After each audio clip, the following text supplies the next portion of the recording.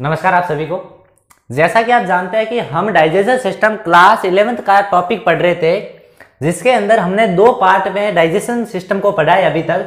जिसमें जो first part था उसमें हमने डाइजेशन के बारे में पढ़ा कि डाइजेशन क्या होता है, किसे कहते हैं, उसमें कौन कौन से अंग भाग लेते हैं। और सेकेंड पार्ट के अंदर हमने जो माउथ था और माउथ कैविटी के बारे में पढ़ा था, जिसमें माउथ कैविटी के अंदर हमने टंग के बारे में पढ़ लिया और पैलेट के बारे में पढ़ लिया। अब हम जो माउथ कैविटी का थर्ड पार्ट है, तित्त, दांत होता है कि दांत क्या होता है, जो और कितने प्रकार के होते हैं, उनका क्या काम होता है, उनका क्या फॉर्मूला होता है, वो मैं आपको बताऊंगा।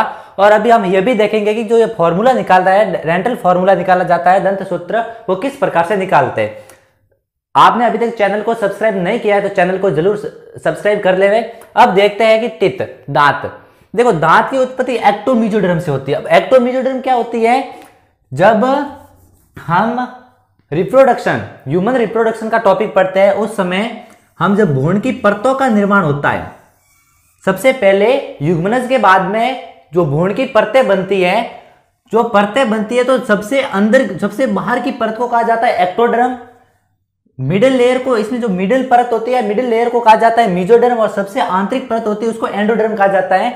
तो ये दांत है, टिथ है, इसकी जो उत्पत्ति होती है वो एक्टोडर्म सबसे बाहर वाली परत से होती है और सेकंड है मेसोडर्म से होती है। अब इस एक्टो और मेसोडर्म से किस किस भाग की उत्पत्ति हो रही है वो हम अगले नेक्स्ट वीडियो के अंदर देखेंगे कि पूरी हम स्ट्रक्चर के बारे में देखेंगे दांत की। अभी हम इसके प्रकार के बारे में पढ़ेंगे।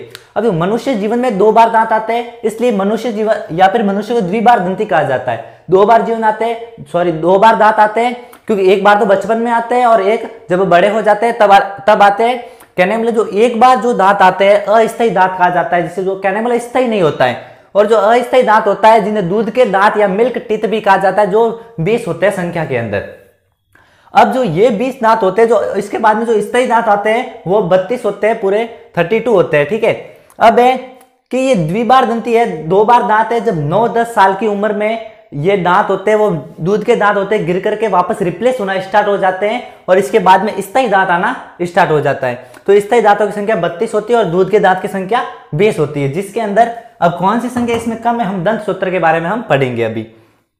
अब दांतों के प्रकार, टाइप्स ऑफ टीथ, दांत कितने प्रकार के होते हैं वो देखो। तो दांत हैं जो ह्यूमन के अंदर मेनली 4 प्रकार के बताए गए, जिसमें कृंतक, इंसिजर, रदनक, केनाइन, अग्रचौर्णक, प्रीमोलर और चौर्णक मोलर। अब इनके क्या कार्य हैं और ये संख्या के अंदर कितने होते हैं। अब सबसे पहले देखते हैं कि कृंतक, इंसिजर, जो इंसिजर होता है वो काटने के लिए काम आते हैं, और जो संख्या के अंदर कितने होते हैं, 8 होते हैं, और 4 होते हैं। ये संख्या के अंदर 4 होते हैं। कहने का मतलब है ऊपरी जबड़ा और निचले जबड़ा, अलग अलग जबड़ों के अंदर ये 4 भाग होते हैं। एक ऊपर होते हैं 4, नीचे होते हैं 4, टोटल 8 होते हैं। जो इंसिजर, जो हाथी के 2 दांत बाहर निकले हुए होते हैं वो इंसिजर होते हैं, जो बहुत ही ज्यादा विकसित होते हैं। अब रदनक, सेकंड इसका पार्ट है रदनक। कैनाइन, क्या होता है कैनाइन? कैनाइन एक दांत का प्रकार ह्यूमन में जो चीरने और फाड़ने का काम करता है। इनकी संख्या होती है 4 होती है, 2 ऊपरी जबड़ा में और 2 निचले जबड़े के अंदर। अब ये दांत शाकाहारी जीवों में एब्सेंट होते हैं। जो शाकाहारी जीव होते हैं उनके अंदर रदनक नहीं होते, एब्सेंट होते हैं, चीरने फाड़ने का काम नहीं पड़ता है शाकाहारी जीवों के अंदर, इसलिए ये एब्सेंट होते हैं शाकाहारी जीवों के अंदर। और फिर इसका थर्ड पार्ट है अग्रचौर्णक, प्रीमोलर। क्या होता है प्रीमोलर? जो प्रीमोलर दांत होते हैं वो चबाने के लिए काम में आते हैं।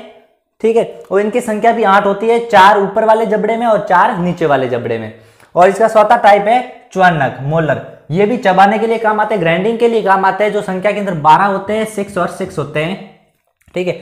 जो ये 32 दांत होते हैं, ये मतलब पूरे दांत होते हैं, वो अभी आप वयस्क होंगे उसके कहने का मतलब है 21 साल के बाद में आने लगते हैं पूरे दांत। तब तक के लिए 28 दांत ही होते हैं। जो बाद में दांत आते हैं उनको अक्कल के दांत भी कहा जाता है, या फिर अक्कल की डांट कहा जाता है। ठीक है। अब देखते हैं दंत सूत्र, डेंटल फॉर्मूला क्या होता है। डेंटल फॉर्मूला तो सबसे पहले देखते हैं कि बच्चों के अंदर क्या होता है, दंत सूत्र।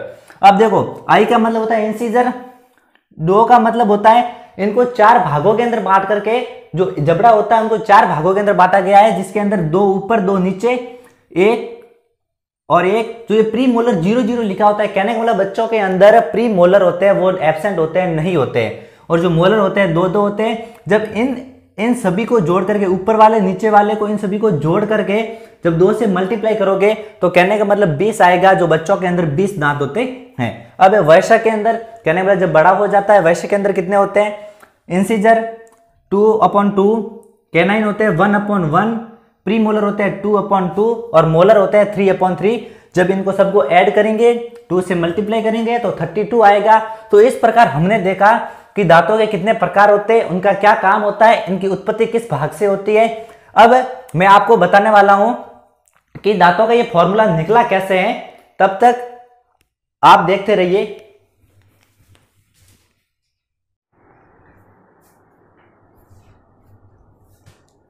तो अभी हम देखते हैं कि जो दांतों का फॉर्मूला है, दंत सूत्र है, वो किस प्रकार से निकाला जाता है।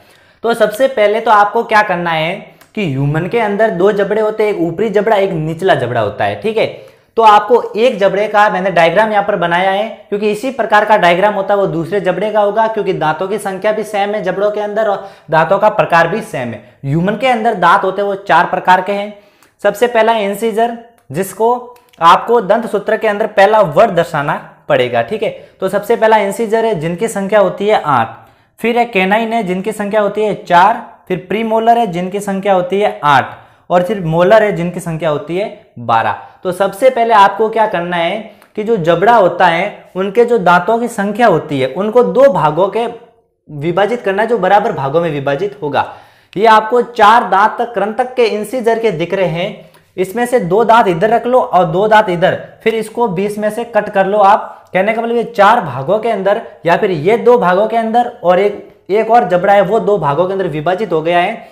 अब हम इसका फॉर्मूला लिख सकते हैं, जो इस प्रकार से मैंने निशान करके बनाया है। इसका मतलब मैंने अलग अलग चिन्ह बनाया, कहने के लिए कृंतक है, वर्ग के निशान वाले इधर एक रद्दनक है, इधर एक रद्दनक है। तो कहने का मतलब एक रद्दनक इधर है, एक रद्दनक इधर है। इसी प्रकार से 2 अग्र चौर्णक इधर है, 2 अग्र चौर्णक इधर है और 3 चौर्णक इधर है और 3 चौर्णक इधर है। तो इस प्रकार हमने दांतों को अलग अलग भागों के अंदर इनको विभाजित किया है। अब सबसे पहले आपको क्या करना है कि एक भाग के अंदर दांतों की संख्या है वो आपको अपॉन में लिखनी है। जैसे कि इंसीजर की एक भाग में संख्या 2 है तो आपको 2/2 लिखना है, क्योंकि एक और भाग में भी होगा, कहने में दूसरे जबड़े में भी होगा। और फिर कैनाइन है तो 1/1 लिखना है, क्योंकि इसमें हम यदि 4 का सीधे ही भाग दे दे तो 1 ही आता है, इसमें 4 का देंगे तो 2 आएगा। तो इस प्रकार भी आप कर सकते हो। और यदि प्री मोलर की आपको संख्या लिखनी है तो इसमें 2/2 आ जाएगा, क्योंकि इसके अंदर 4 का भाग देंगे तो 2 आएगा। फिर है मोलर की संख्या लिखनी, इसमें 3/3 आ जाएगा, क्योंकि 12 है और 12 के अंदर हम 4 का भाग देंगे तो कितना आ जाएगा, 3 आ जाएगा। अब इस प्रकार हम देखते हैं कि और फिर आपको 2 से मल्टीप्लाई करना पड़ेगा इसको। अब इसको जो ऊपर नीचे वाली संख्या है इनको आप जोड़ दो, 2 और 2 4, 1 और 1 2, 2 और 2 4, 3 और 3 6। इस प्रकार इनको जोड़ करके 2 से मल्टीप्लाई कर दो। आपके पास में जितना आंसर आता है, यदि वो आंसर 32 आता है तो इसका मतलब है कि आपने जो फॉर्मूला निकाला है वो एकदम से सही निकाला है। तो इस प्रकार ये था दांतों का फॉर्मूला निकालने का तरीका। अब हम अगले वीडियो के अंदर दांत की संरचना के बारे में पढ़ेंगे कि उनपे मतलब किस भाग की उत्पत्ति होती है, वो एक्टोडर्म से होती है और किस भाग की उत्पत्ति मेसोडर्म से होती है। पूरा डिटेल से पढ़ेंगे और इसी प्रकार से डिटेल से वीडियो पढ़ने के लिए आप सब्सक्राइब करना ना भूलें चैनल को। तब तक के लिए धन्यवाद।